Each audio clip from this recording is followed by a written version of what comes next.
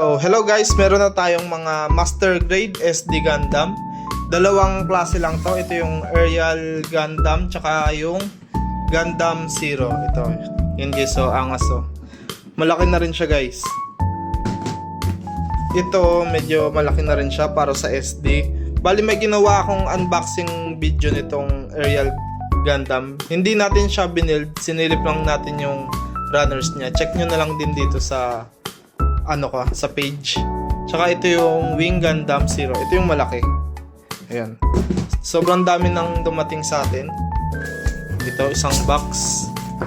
Puro aerial to. Pero yung Wing Gundam, 2 pieces lang yun. Mabilis lang din yun maubos. Bali ito, 9 pieces. So, check out na guys. Mabilis lang din to maubos. Very limited lang.